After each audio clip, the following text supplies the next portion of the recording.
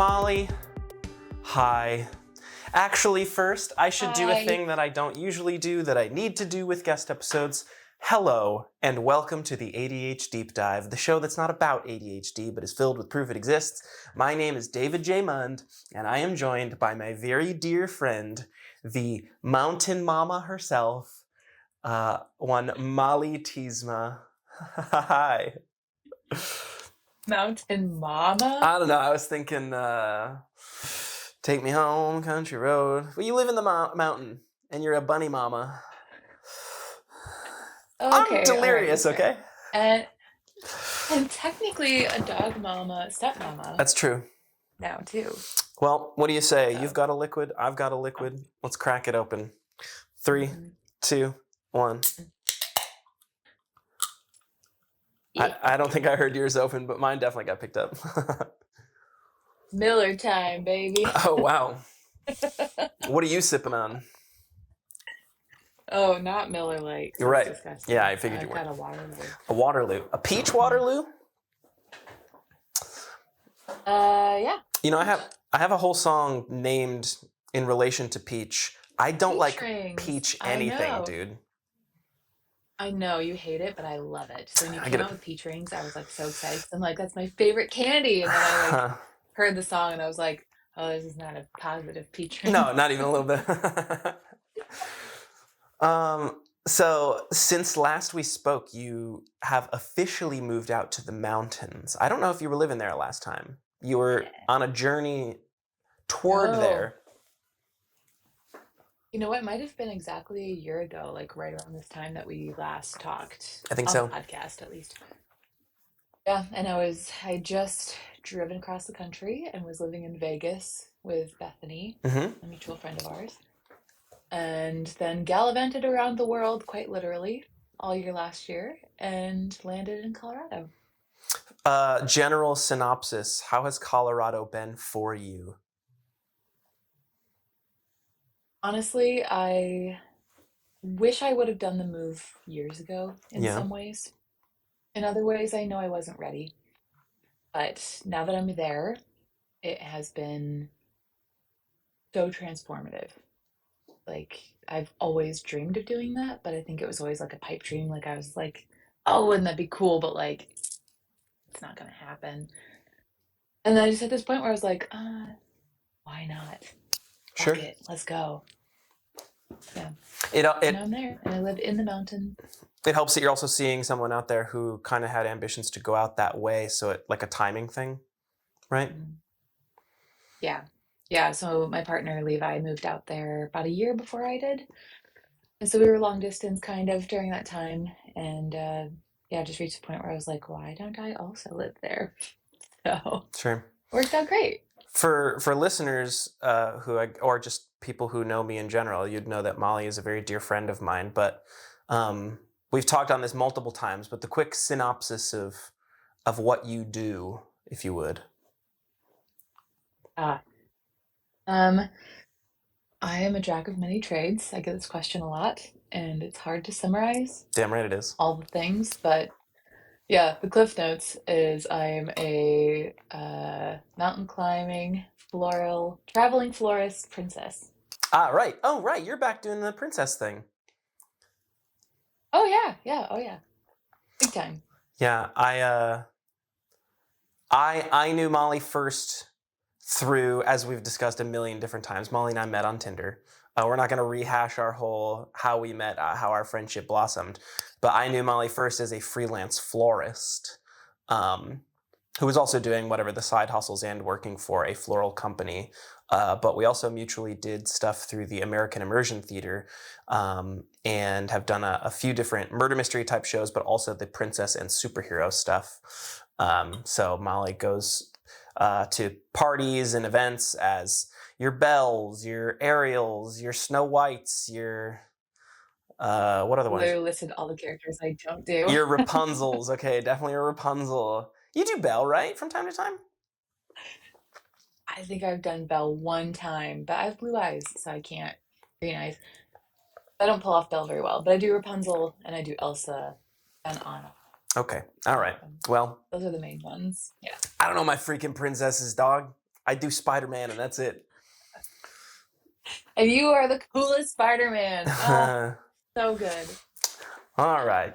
Well, overall, Colorado's been good to you, though? Yeah, living in the mountains has been so good for this time that we are going through because when the world looks like shit, you can look out the window and the fucking Rocky Mountains are there. Dude. And that's one of those things where it's like, no matter what we do, those mountains will be there. Right. And it's a good reminder of how small we are and how Mother Nature is the permanent in an impermanent way, you know what I mean? Mm-hmm. Like, it existed not to long quote before Jurassic us. Park, It will but exist long after us. yes. And life always finds a way. Life I know we are part of that. finds a way. Finds a way. You know, Jeff Goldblum, I just need him talking in my ear at all times. Can I hit you with a heavy hitter, right out the gate? Let's go. We don't need to necessarily talk specifics, although I'm sure that we do. And to the listeners, I apologize. This ain't your happy-go-lucky laugh fest. I like talking to Molly because we can talk about the real existential things without like totally doom spiraling together. So in that note, having had you already recognize that we are in a world on fire, do you have hope right now? In the most general sense that question can be asked. It's a layered hope and it's a fragile hope, but I'm clinging to that goddamn thread as hard as I possibly can. Sure. Because it's important. But it is hard because I think you can balance hope in your mind with, do I believe in a better future? Yes. Do I think there's going to be a ton of bullshit on the way to that? Also, yes. But I mean, obviously, we've all been talking about this so much, and it's so easy to react to all the horrific things that are being bombarded at us every day for the last, week, if not month, if not year. If not 10 years, but go ahead. If not 10 years, I know. But when you observe the scope of human history and the scope of horrible, awful things that have happened in human history, kindness and community and good does prevail. And it's not just in the fairy tales, it's not just in whatever, but if you look at the pattern of human history, atrocities happen, everything happens, but people have fought every single time to end them, and they do end. So I'm hoping that tenacity of the human spirit can happen fast enough that the worst of the atrocities don't happen. Because we're at the beginning of the foundation being laid for a lot of atrocities to be amplified and to be able to happen. But if we can, it will, I just really fight for the fact that we will fight this and we will win. I just hope we can do it fast enough that we can minimize the damage done. You know what I mean? I think there's also this intuition, maybe implication or whatever, assumption. While, look, I'm not speaking on your behalf, but I'm sure you will agree. Of course, we're talking to a certain extent about literally the new president, but also like just people aside from that guy are so horrible to each other.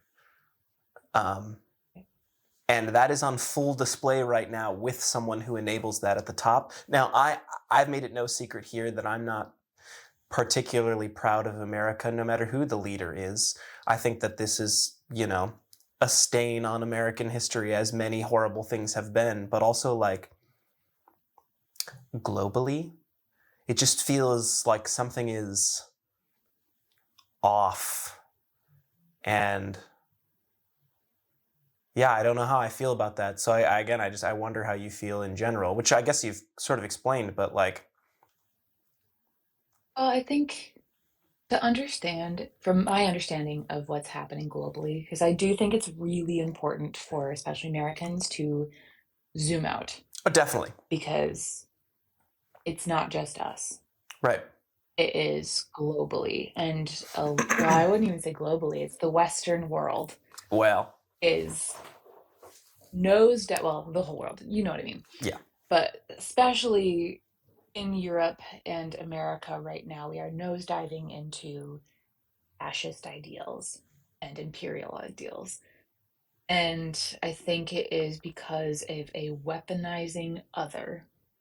These people that want control are weaponizing this concept of an other, Mhm. and it's becoming easier to do because we have very quickly gone to a global society in a very, I mean, it happened in the last, what, 30, 40 years that The we've come a globalized the age of the society? internet has at least Yeah. sped us up to that. Yeah. And the age of information could have been a human enlightenment moment, but money and greed took Hmm. over very quickly, which it's wont to do. And it became really easy to shift the narrative of being like, wow, this could be a really good uniting moment, to being like, other people scary bad, Right. you know? Exactly. And when we come into this really rife conflict of this global economy where we are inserting ourselves into other countries, disrupting their way of life to get their resources, and then we point to their cultures and being like, look how bad they are because they have what we want, so we're going to twist their whole existence Right. into being an enemy, and now we're going to drive them out of their countries, so they're going to come to our countries, and we're going to blame them even more for everything else that's going on. Hmm. So it's so easy for them to, one, create the problem and then shift the blame to the people that are just trying to escape the problem that we created. And now it's become this cycle where we've ruined the place that they come from. I'm talking a lot of like Middle Eastern Definitely. countries and third world countries that we've taken their resources. So I'm not saying it's entirely America's fault, but kinda. Sure. I Yeah. uh I'm in this weird place where look, okay, let's make it specifically political. I have a freaking picture of Bernie Sanders in the background right now. I've been politically involved. I was at the rally where he announced he was running for president when I lived in Brooklyn. Like, I have been part of the political movement for as long as I have been able to vote. Um, I am fucking exhausted. And I know that some would say, and some would be right, that like, well, that means that now is the time to fight the hardest. Um, but I'm also trying to position myself in a headspace, in a fragile headspace, where much of the fighting is the cause of some of my, or is at least directly correlated to some of my biggest stresses in life. So for the last few years, I have been trying to intentionally shift into that you can only control what is within your control mindset.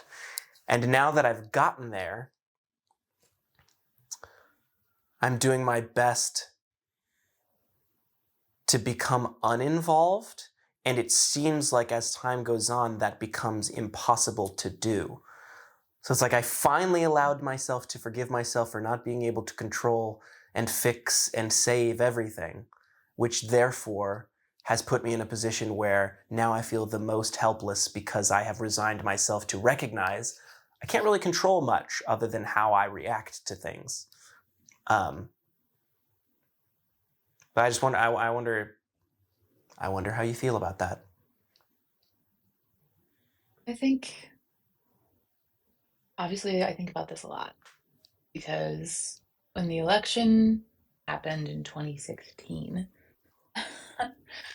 we came from this era of hope with Obama of like, oh wow, maybe we're maybe making some progress. Maybe we're actually able to like do something. And then have that all come crashing down, was really startling. Especially as we were aging into the age where we can like understand things more. Like Right? I know the age I was at that election was like, at least with like Obama's presidency, it was like the first presidential election where I was like, okay, okay, I know what this means and I understand because I was finally old enough to get it. Sure. And I think they the people that are trying to control this are benefiting from the exhaustion. They want us to be exhausted. Definitely. They want us to feel powerless. And it is fucking exhausting. Like I'm with you. Like I'm so depleted. I'm so tired. I can't scroll through social media anymore because it's too much. It's overwhelming. Mm-hmm. But I think the reframing of that is we can't control the big things. You know, there are big systematic, we can understand the big systematic problems that are happening that are causing a lot of this. We can control our reactions, like you said, but also we can like create community. There's so much power in community because no one individual can do a whole lot. Sure. But I'm like so focused on that quote from Mr. Rogers. I know that sounds silly. No, you've referenced this before, but go ahead.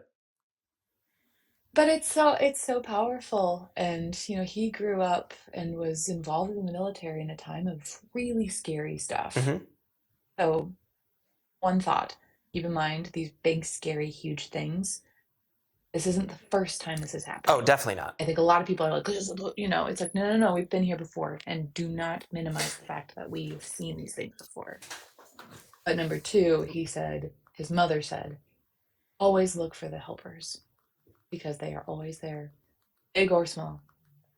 I think we're so focused on the big picture stuff that we lose sight of if you can even help one person feel like they matter and feel like they're important and worth protecting and worth fighting for, you've made a difference. Mm-hmm.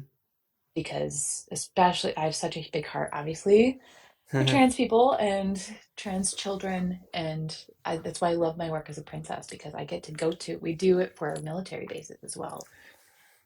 We get to go to a military base where a child is growing up in a world where they are bombarded with fear and a scary world and big scary things and a lot of the things that come along with growing up in a military base. And we get to hold their faces and say, you matter.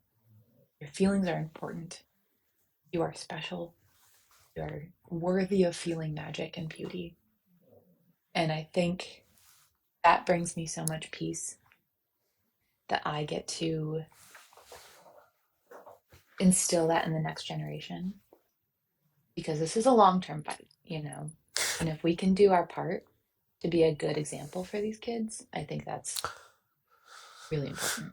I think there's also, if I am to give any credence to not the other side, but some sort of oppositional take in that, well, technically, right now is the best time in human history. Like the most.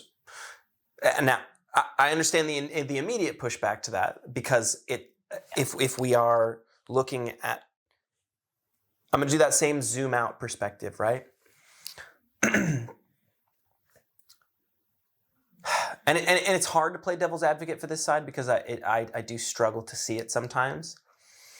But the fact that I even have this thing to begin with, like, and I'm, for the audio listeners, a cell phone. I have the history of humanity in my pocket.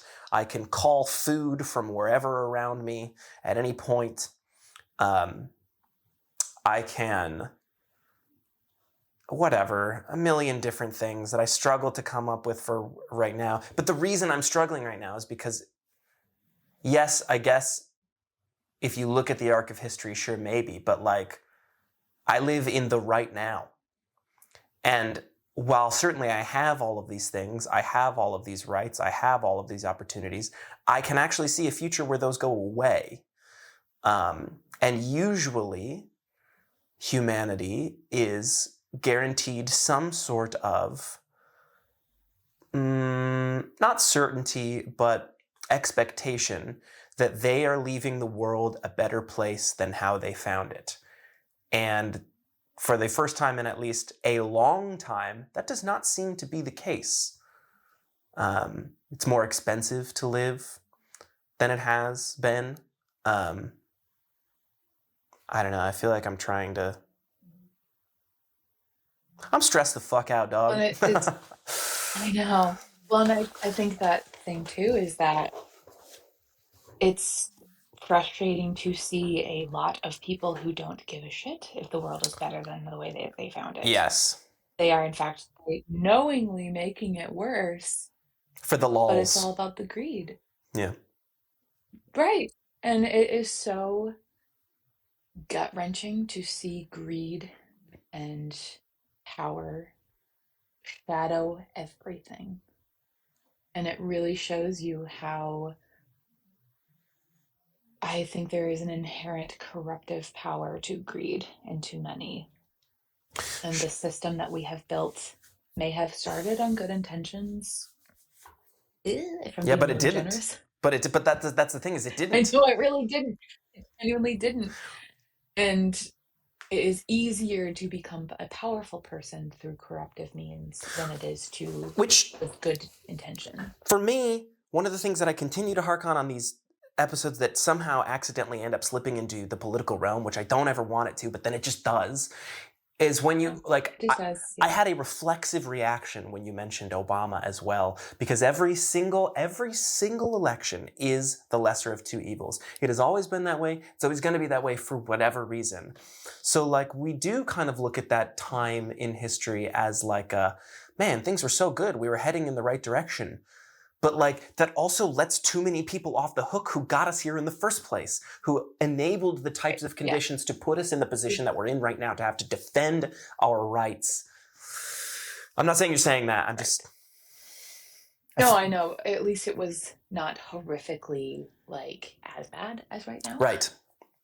Like, this is such a caricature where it's hard to even wrap your brain around it, because it's like, how are we possibly here? Right.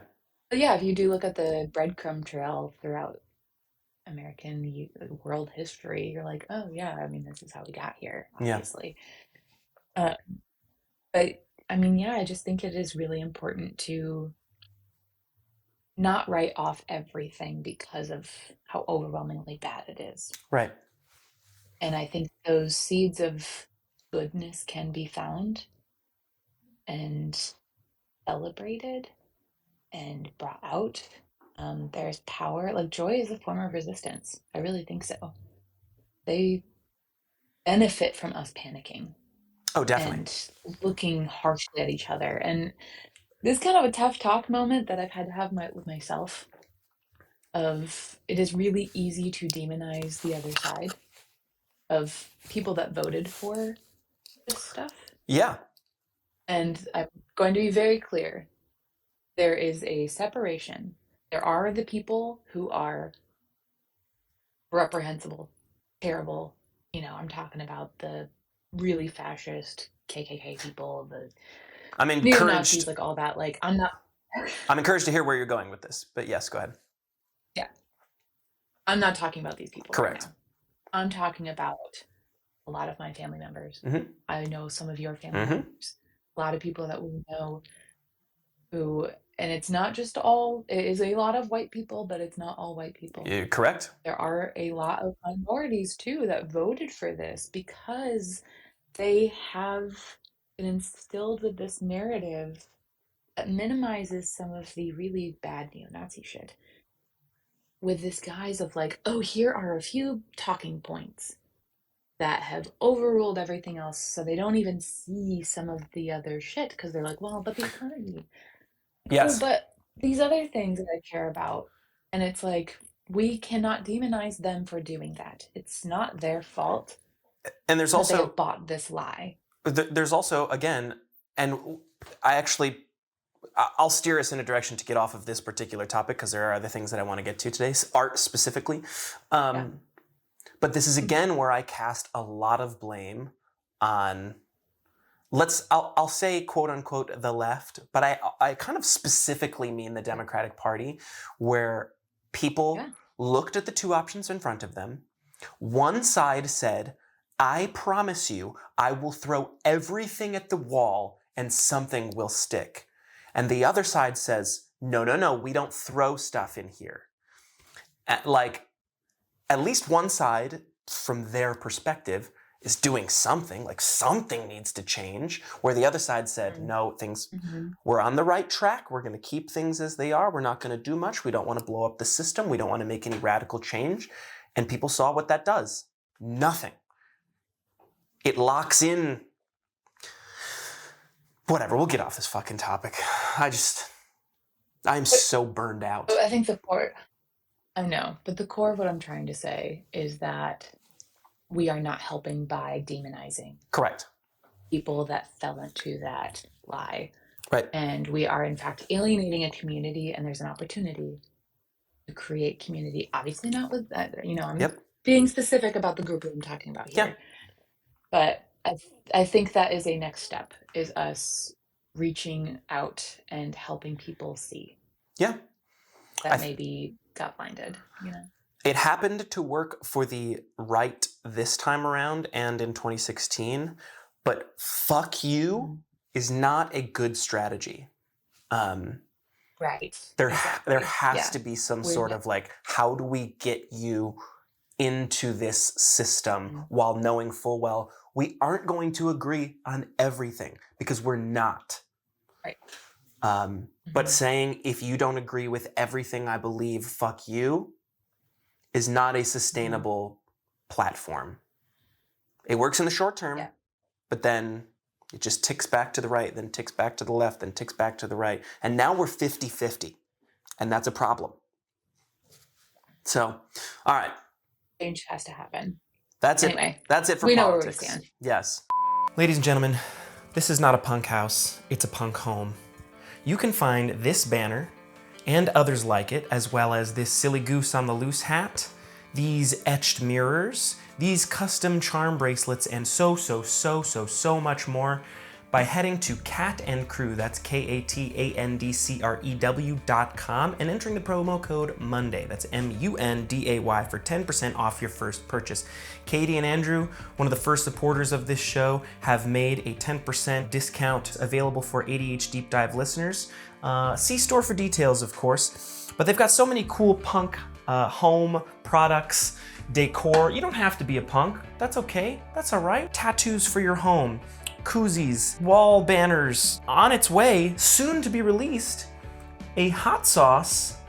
Oh my God, keep your eyes peeled for that. So again, if you want this is not a punk house, this is a punk home banner. If you want this silly goose on a loose hat, if you want etched mirrors, if you want custom charm bracelets, so much more, go to Cat and Crew, KATANDCREW.com, enter the promo code MONDAY, that's MUNDAY, for 10% off your first purchase. Thank you very much to Katie and Andrew for sponsoring the show. Let's get back to the podcast. Let me just say that. I guess the next thing I wanted to talk about, equally as weighty, that I feel as though you could provide some decent perspective on, in relation to art specifically.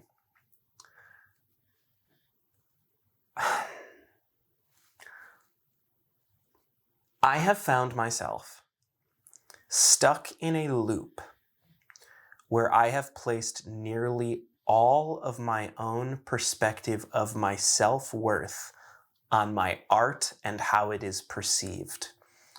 And I struggle to separate the two. That could be in a multitude of things. It's whether or not I even am creating things. It's whether or not the things I create resonate with anybody. And if they do, why are they not resonating with the people I want it to resonate with? And if it's not, why is it not resonating with anybody? All of my self-worth, my perspective of my own self-worth, in my lowest moments, are directly tied to my art. And I wonder where you're at with that in your own journey. If you have anything to say about that in general. And don't give me this whole, David, you are enough shit. I know you, that is your instinct, and I appreciate you and love you for that. And in my best moments, I get that. But right. I just wonder where you're at with that. Well, and I think that does play a role into the critique of modern society as well. Yeah. And I think we've talked about this before in the podcast too, of like the commodification of attention. Yeah. Is a huge detriment to art in general, because I think a lot of creatives in the past weren't as aware of their audience as, or as had to fight as hard for an audience in a way, which is a very complicated history of art and all that. Sure, So like definitely. we're not diving into any of that, but I think it's important to take a step back and and it's hard to talk about like both sides of your mouth too here because like when you live off of your art, it does change the conversation. It just does. Mm-hmm. Um, but I think not to be like I live in the mountains now, so like my perspective is different. But it was a big perspective Sure. shift for me, and I found myself falling into that trap where I was because I felt like I had done a lot of the things I could do in Grand Rapids. I, I had connections, I had a good community, and I felt like I was stagnating a lot. Where I'm like, I'm not saying anything new anymore. I'm not challenged in the way that I wanted to be creatively. And I really do think the more I immersed myself in nature and removed myself from a city and living in the mountains, like I really do feel small, but in a really good way. I'm glad to feel small. I'm glad to feel some of that pressure of, like, I don't know if you've noticed, but I don't post on social media hardly at all anymore. And I'm not saying that's right. I'm not saying that's for everyone. I'm not saying like you should do that too. I'm just talking about my own perspective because that's the only thing I could possibly talk about. Sure. Um, Whoa. but oh, No, you're good. You go ahead. I just kind of, it felt good to let go a little bit of caring how many likes I got on a post and caring about XYZ. And I found myself diving into different creative projects now that I don't care as much anymore and not doing it for any other accolade other than just I want to But has to be been kind clear, of it is nice. also your income source, correct? Well, yeah, Yeah. true. I don't have another income source. Sorry, I don't mean that to I minimize did your start experience writing. here. No, I know. I mean, it's true. Like I have had a slight career shift too, where I am now writing for a magazine. Right?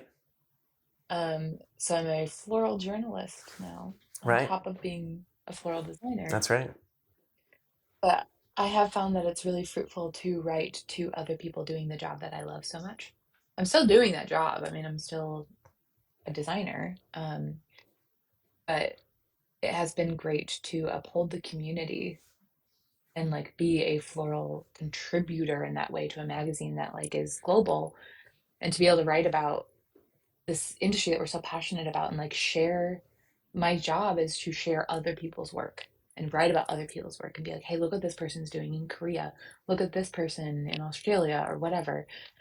um it's been really fruitful to be like, okay, I'm shifting the focus from myself and my work and opening it up to being like, okay, if we're going to be in this globalized society where we're all sharing stuff anyway, why don't I use this outlet to amplify others, because then I also feel more creatively fulfilled for sharing others' work. And then I feel like my own work, I'm like, oh, great, this gets to be for me now. And again, I'm just speaking of myself in this That's all you can instance, do. but it has been helpful to remain out of that trap because once you get in that hole, I've been there and cycle back there frequently.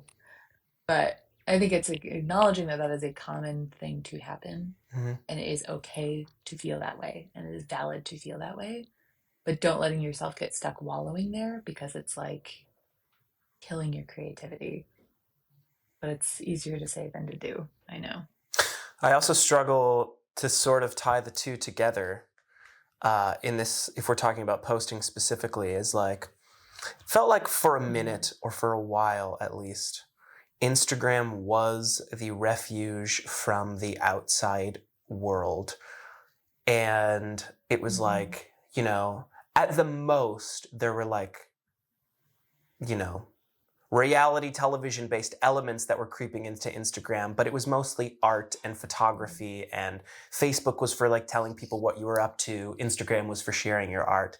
Now it's all, there's so much politics on Instagram, or it's like literally or now it's like a meme sharing avenue, which is fun. I have fun sharing memes on Instagram, but like, of course. We do it all the time. Yeah, definitely. But I'm struggling to find a safe harbor for art where nothing can get in. It is exclusively, this is where we go for art, to share art, to celebrate art. Because when the goal of a platform changes, then I suddenly feel like, well, now I'm not creating the stuff intended for this platform. So now I have to start making the stuff that this platform wants. So you have to start talking about politics. You have to start making memes. When it's like, I just want to share a 5-second video of my face with cool colored lights on it. Like, and that's not what people want, what people go there for. And I get it. So, but in the act of creating the thing, before you share the thing, say you make the thing, does the act of making it make you feel fulfilled? It should, but it doesn't. But it doesn't? Yeah. I think that's something to examine. Definitely. Definitely. Why are you what is the motivation behind the creative process? Because if you are creating a piece of art and the act of creating it makes you feel nothing, maybe you need to examine the type of art that you're making or the motivation. I love your art, obviously. I'm one of your very beloved fans. Like, I love your work. But I think there's something to be said of like, why do you make what you make? I think I have an answer to that, to be clear. And I think I found that answer literally last night. Oh, wow. I was talking to my friend George, friend of the show. And we were talking about like the dynamic I play in a lot of my friend groups. Because I have a bunch of friends, but not all of those friends interact. And so I've got a pocket of friends over here, a pocket of friends over here. I keep these two worlds separate or whatever. And George, through our call last night, met James, one of the members of the band. We were working on a creative project together. And then when James left, I kind of told George, like, it's kind of strange being who I am, as I've put myself in a position in many of my friend groups, and I'm not saying this is part of the friend group that you're included in, where I have leaned into being the butt of the joke, which is fine. Like that's actually fine for me. There's plenty to poke fun of. And because in certain instances I am secure about those things, it's like I ham it up and I make fun of myself as well. But he asked, like, why? Like, why is that? Like, why are you the butt of the joke in a lot of circles? And I could find myself getting somewhat emotional about this. I think I can contain that. I have a chronic desperation to be loved and accepted. And whatever gets me there, I kind of just do. And if it means being the butt of the joke because at least we're all laughing, because I can take the laugh, I'll do it. I think my creation of art is sort of the same thing. For whatever reason, I make art to one day hopefully have someone go, that's really good. You're very good. It is that seeking of love and acceptance in whatever capacity that is my primary motivation to make art, that I recognize in this moment is not a sustainable path to creating art. But can I say something that's tough love? Please go ahead. So you create work And you do get those accolades because I am one of those people that give you those accolades. Fuck! You're gonna say And the thing. why do you, you don't accept it when it comes from people you trust because you don't believe us. But you need to believe that the people that love you are being real with you and honest with you. And you need to accept that praise. It doesn't need to just come from strangers. But for whatever reason, when it comes from strangers, I think we've talked about this before, and I know I've talked about this with other people. Mm-hmm. Because Mm-hmm. I believe you're a good person who actually does love me and care about me, of course you're going to tell me that my art is good, because it would be really rude of you to tell me that it wasn't, because you love and care about me.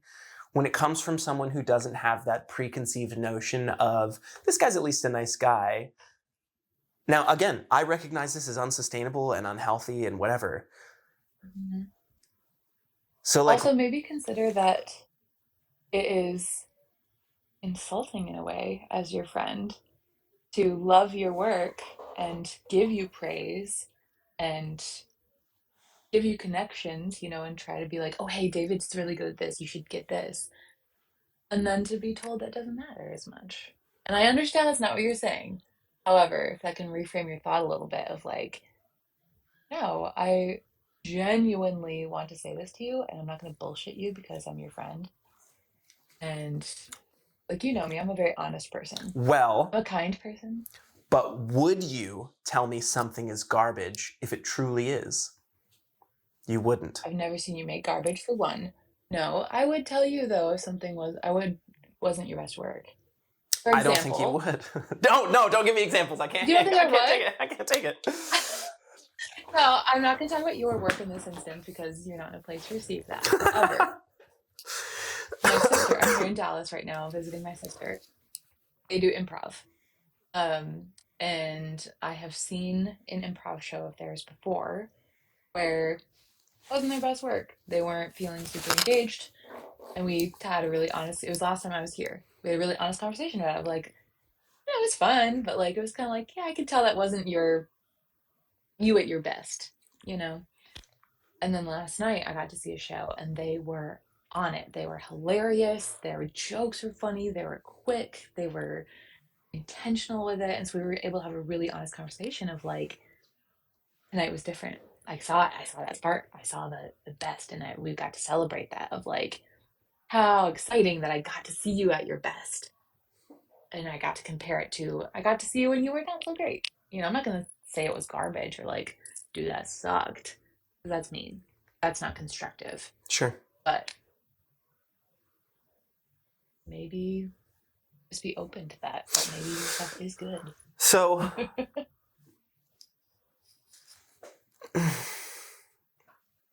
just to communicate some feelings I'm having right now, I feel this like rage boiling inside of me.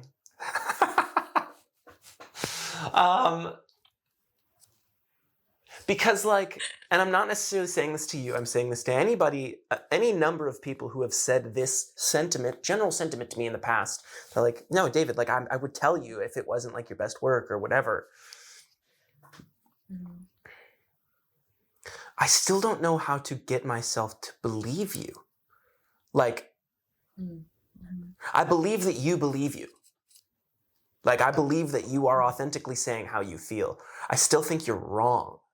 And I don't know how to...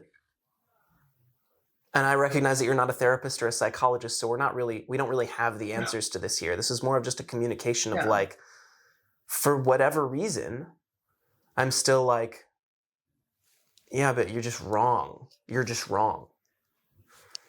And that seems to be the ongoing struggle I have in my creation of my own art, is I so desperately seek validation externally, whether it's love or praise or attention or acceptance or whatever, and then I get it, and then I go, meh. I don't know. That reminds me of like Paris syndrome. You heard of that? I have not. Okay. So it is a actual psychological ailment where people build up Paris in their head so much that it's this paradise and gorgeous and it's going to change their life and blow their mind. And then they get off the plane and they look around and I mean, I've been to Paris. I'm I'm a whimsical motherfucker, so like Sure. I've not experienced it. That was not my experience You in can make Paris, Paris but into Paris. right. Well, and also like, but I went in knowing it's gonna be a city. It's gonna have trash on the streets. It's gonna stink. It's gonna, not be a saturated movie. But people do think that sometimes, and they Yeah. think they're going to achieve this thing and see this place, and it's going to change their life, and they're going to feel something. But reality does have its edge. Mm-hmm. And I think movies and well, for example, like a first kiss. You have your first kiss. And you build it up in your head of like, oh my gosh, it's gonna be fireworks and butterflies and all these things. And it does feel good and it is wonderful and amazing, but it's not the movie experience where there's fireworks and there's all this stuff. I think it's an understanding of what that feels like and not building it up too much that you'll always be disappointed because nothing can live up to the feeling in your head that you're expecting to have. You know what I mean? I do know what you mean, which is why I think the rage comes in. Is that I fully, and I'm sorry, I fully recognize these things as objective realities. That like, Right. for lack of a better phrase, it's sort of the money doesn't buy happiness. Like, yeah, money doesn't buy happiness. Sure. Your external validation will never make you love yourself. It has to come from within. I recognize those things. Mhm. And then for whatever reason, I just get stuck. Uh, Yeah. so if anything, this is more of just a communication to an outside audience that like, hey brother, me too. You know? Like, yeah, it's just in a world on fire, I'm trying to make things that resonate with people. And then it does, and I'm like, yeah, but they don't really know. I don't know. I'm annoyed with myself. I gotta be honest with you. I'm also very sick to the audience. I apologize. I've been hacking up along in this fucking microphone. Okay, let's bounce to the next one. I'm just clipping here. I want to get your take in the art space. It doesn't affect you much, or at least I don't think that it affects you much. But I am curious about your relation to something that I've been talking about on the podcast quite a bit lately: any semblance of artificial intelligence. Now, yeah, see, you went somewhere. Can you tell me about that? You went somewhere in your head just then. You talk about being filled with rage. Yeah. That fills me with so much unrelenting rage Mm-hmm. when I think about the way AI has been implemented in the world that we live in. Because, not to quote Mr. Rogers again, Hit him. but Mr. Rogers, he's like my Bible. But the imagination that exists in your head, so much more beautiful than anything that can create. It's not exactly, I'm paraphrasing here, but Sure. the fact that AI is being utilized to strip away the creative process and be a phony, stealing, creative entity that we're just like, oh, we don't want to actually design anything. Oh, we don't want to write anything. Just put it into AI and it's going to poop out something. Well, good enough. Mm-hmm. That is crushing that pearl that we have left of the human spirit of Mm-hmm. creativity and creating things and creating community because we're like not even talking to each other anymore because people are using it to write their emails. So you're just emailing. Like my partner's boss uses AI to write emails. And then my partner has used AI to respond to that email. And it's like, It's two robots talking to each other.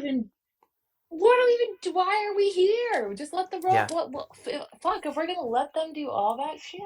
Brother, that's the goal. That is their goal. I know. Why are we alive then?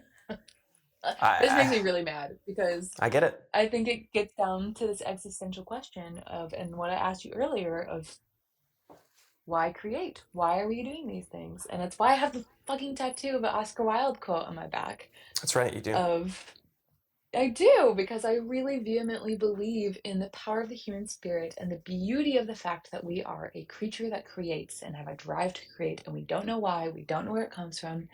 We don't have an answer for that, and we never will, because we just do. And I think there is a beauty that transcends human existence, that throughout the entirety of us being sentient creatures, the entirety of human history, we have created. And whether it's graffiti on the walls of Pompeii or you making videos and like, and we're gonna just type prompts into a computer and spit out an image and ruin the environment while we're at it. Like, Yeah. that's So a this nail in one, a coffin for me.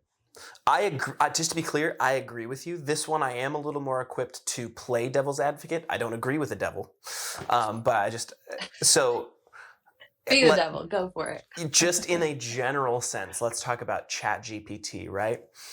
Yes, there are many, and I would even argue most people are using ChatGPT to create something that they otherwise just don't want to. Like, because I don't think the can't word is relevant here. We can.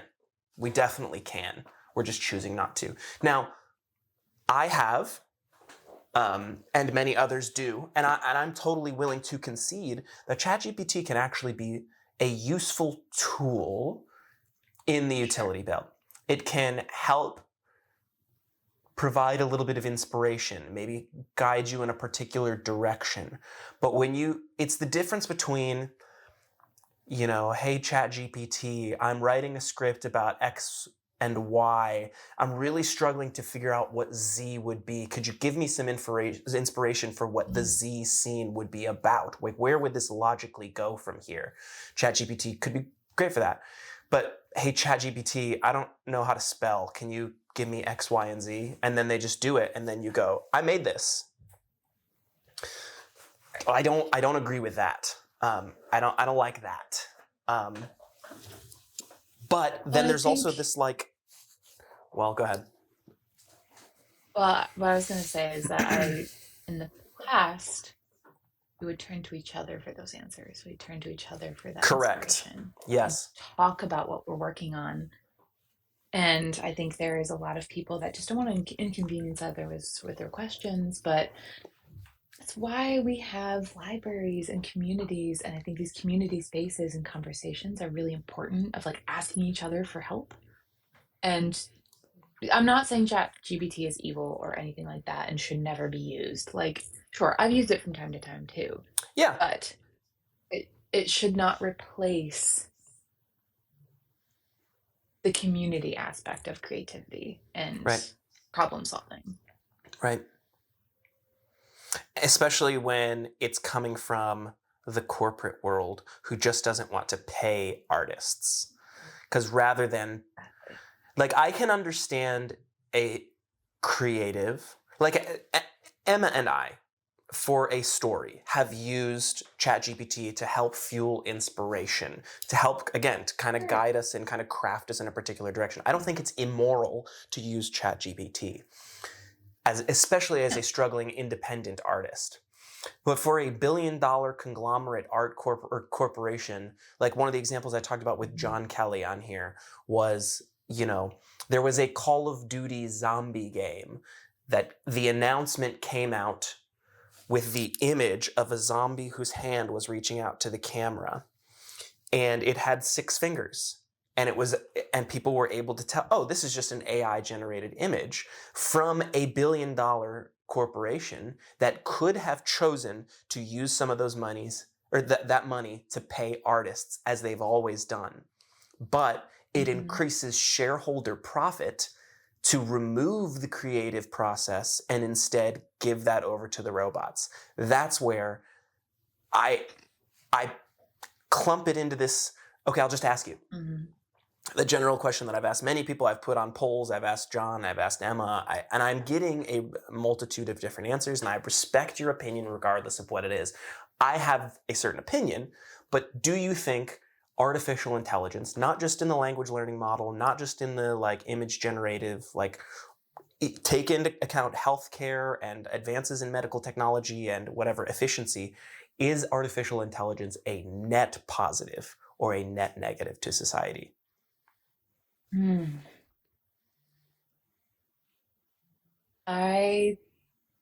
can also say I don't know if that's right. Well, I could see it both ways. If it was being utilized for the advancement of human knowledge and all of that, I don't think it's necessarily being used for that. And I think it is, hopefully, it can be utilized for those things of medical advancement and, all of those things. But I do see it destroying a lot of really good things and careers of artists. And I think our society is hurtling towards massive change, and AI is part of it. And I think it's interesting because we have not experienced a massive change up in quite some time. Like when we were growing up, it was like huge technological advancements, changes, major changes to our way of life. And then it kind of like leveled out for a while and still is kind of at that level. And AI was that next, like, oh, here we go. Here's another, here we go. So it'll be curious to see. And I think in the history of technological advancements, there's always been a fear aspect. I try to balance myself of being like, okay, am I just doing what like boomers did when the internet became a thing? But I also don't know if the internet necessarily was a net positive either for humanity. Yes. Well, and that's the thing is it's really difficult to have that particular conversation because Molly, we're talking via the internet. If we didn't have the internet, I wouldn't get to see you. But also, right, I know, and it can be so deeply weaponized, and right, it has been and is.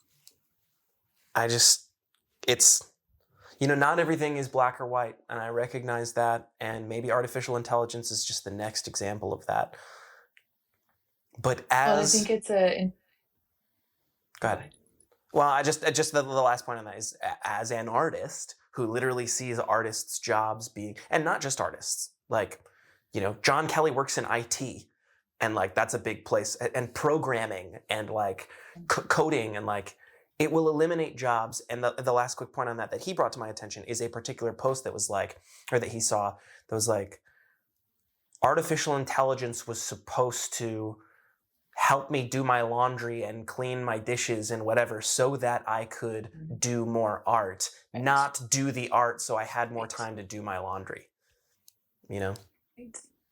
And who benefits from us not creating and not having community and not talking to each other? Everybody at the top. The millionaires and the billionaires.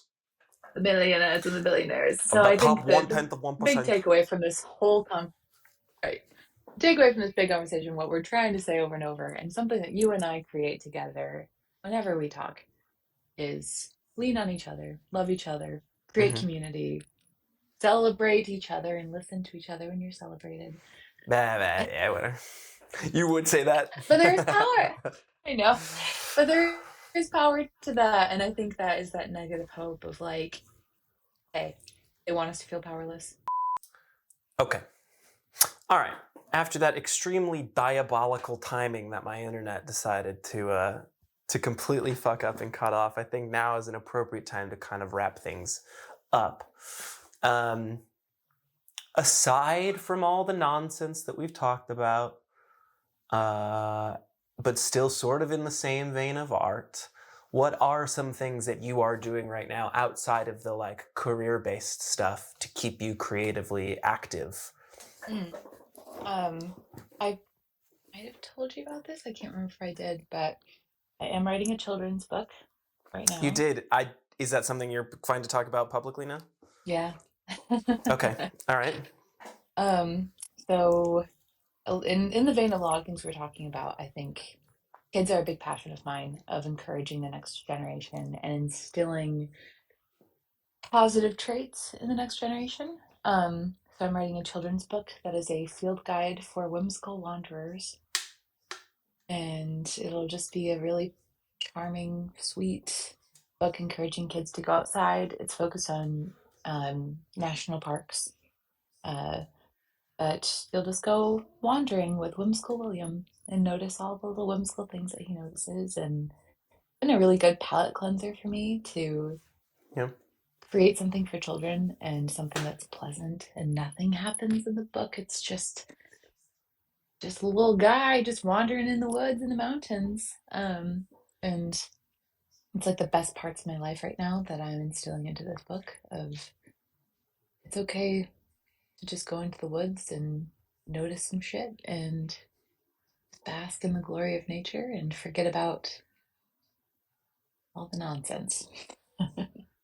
Do you have any sort of rollout strategy for that? I'm almost done writing it, which has been really fun. Writing in rhyme is really difficult, but Mm-hmm. it's happening. I'm almost done. So I have an illustrator now too. Shout out to Okay. Alyssa, Ethereal Entomology.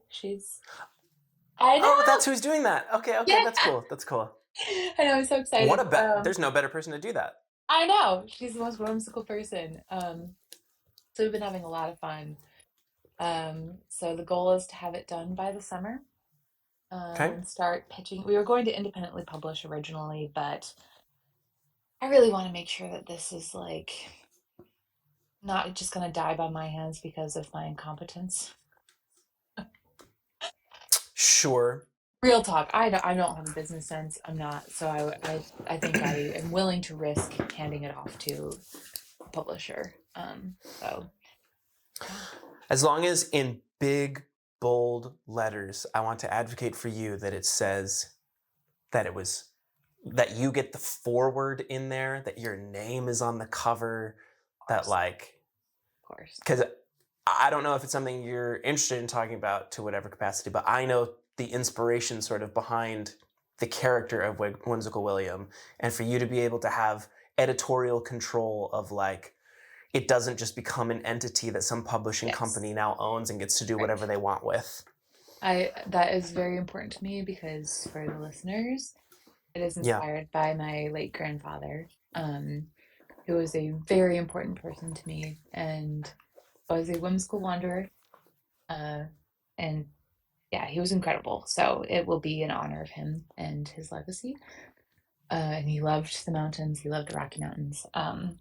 So yeah, that will definitely be like big, bold, non-negotiable. Is that I retain all rights to Whimsical William, uh, Okay. and I get to choose what happens. Good. So we'll Yeah, I would see. hate to see that get scooped up by Yeah, no, someone who that doesn't have the same care about it. it's not gonna happen. I won't let it. Okay. Now, final question before I get you out of here. Um, when I met you, you were bald. You are no longer, and you have Oh, truly embodied or re-embodied the name Pompadour Pixie, which oh you yeah. were for a period of time. The Pompadour is somewhat back. Mhm. Where are you at in your journey with that? Because you have discussed maybe potentially shaving your head again. And what kind of decision making goes into that? Ah, good choice. So I was kind of sick of people remarking on being bald because when you're a bald woman, everyone has something to say all the Mm-hmm. time. I'm sure any other Mm-hmm. bald baddies out there can commiserate on that. So I got kind of sick of being perceived. Uh, then growing the hair out is kind of like it's still happening, so fuck it, let's just shave it again. Because I don't know if you know this, my partner and I are going to Argentina in March. We may have discussed it when you were here last time. Yeah, I don't maybe. know. Um, so in the vein of a lot of the things that have been happening right now, we were just like, we feel hopeless, we feel powerless. What is something that we can actionably go do that is going to bring some net positive into the world? And we found a reforestation project in Argentina, like the workaway situation. Wow. Yeah, so we're gonna go down for a couple weeks and see if we like it, and go help out at this project and just camp, backpack camp, um, do some cultural exchange. We'll get to meet some people, learn more Spanish, but just help. And there's a ton of reforestation rainforest projects all up and down South America. So if we like it, we might dedicate more time to it and just start doing some environmental good because those are skills that we actually have. Um, so hopefully that'll do something. I don't know. Do what we can. It is a thing that you can do, that you are setting up to do. You said you're doing that in March? So I'm gonna shave my head before we go because I don't want to deal with this. I see. Okay, so it's in service of a greater project, and then you might just come back and. All right. So there was intention behind the head shaving. Yes, exactly. Yeah, there will be. So All I'm right. keeping it for now because it's cold outside in Colorado. But then, yeah, excuse me, just for the sake of convenience, shave it all off. Dope. I'll join you as a bald baddie. Dude, okay, I wasn't originally going to do this because I'm kind of insecure about it right now. You're not even going to be able to tell from your perspective. I don't know. I don't know if it's fueled by the depressive slump that I've been in, but as a result of the depressive slump, I wasn't shaving my head as regularly as I did, and now it's too long to just shave with a razor, and I can't. So like. Yeah, so I know the it's like a phase. longer buzz. Yeah, but the issue is there's nothing up top. So Right. I have the horseshoe going on right now, and it's something I'm deeply insecure about.